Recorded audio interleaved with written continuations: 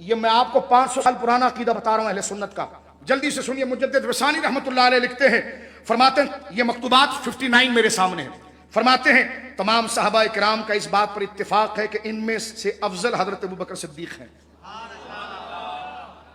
امام شافعی رحمۃ اللہ علیہ جو اصحاب کے حالات سے بخوبی واقف ہیں، انہوں نے فرمایا کہ رسول کریم صلی اللہ علیہ وسلم کے بعد لوگ بہت بے قرار ہو گئے، پس ان کو حضرت ابوبکر صدیق سے بہتر کوئی شخص آسمان کے سائے تلے نہیں ملا،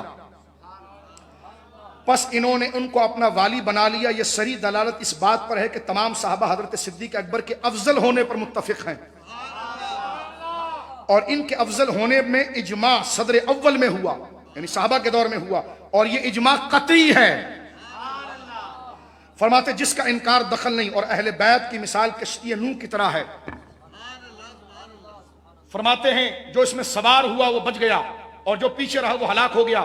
فرمایا بعض عارفوں نے فرمایا کہ رسول کریم صلی اللہ علیہ وسلم کے اصحاب کو ستاروں کے مانند ہیں، اور یہ ساری تفصیل ذکر کرنے کے بعد حضرت مجدد ثانی رحمۃ اللہ تعالی علیہ اس بات کو ذکر کرتے ہوئے کہتے ہیں یہ سب بہتر حکمتیں اور نیک گمان پر محمول ہے۔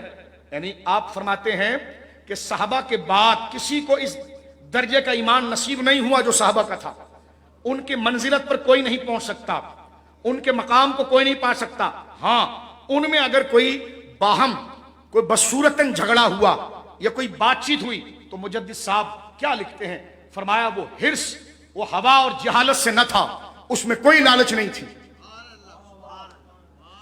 میں جمعے میں اس کو مزید کلیئر کروں گا کہ حضرت امیر معاویہ کے بارے میں آپ نے کیا لکھا، سیدہ زہرا پاک کے بارے میں کیا لکھا، حضرت عائشہ پاک کے بارے میں کیا لکھا۔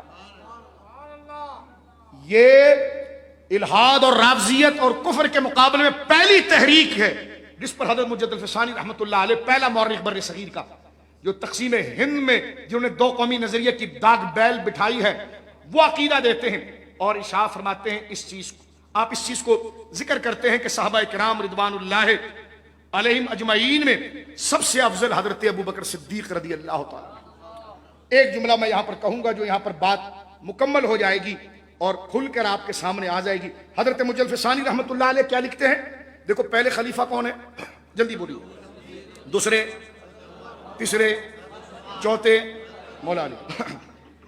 اب یہ کہنا کہ یہ تو خلافت ہے، ولایت کی ترتیب یہ نہیں ہے، یہ راستہ جو پیدا کیا جا رہا ہے یہ اہل سنت کا نہیں ہے۔ کتنا بڑا دھوکہ اگر تو مجدد صاحب کے دور میں ہوتا۔ اللہ اکبر۔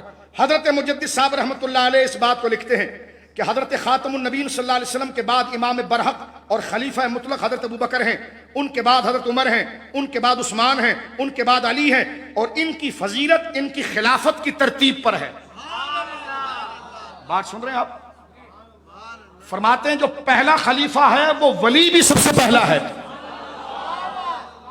فرمایا یہی بات تو بہر شریعت کے اندر ہے، یہی بات امام احمد رضا نے لکھی، کہتے ہم ابو بکر صدیق کو پہلا خلیفہ مانتے ہیں لیکن افضل ہم مولا مرتضیٰ کو مانتے ہیں۔ حضرت مجدد صاحب کہتے ہیں سنی وہ ہے کہ جو ترتیب خلافت کی ہے وہی افضلیت، وہی خیریت، وہی ولایت کی ہے۔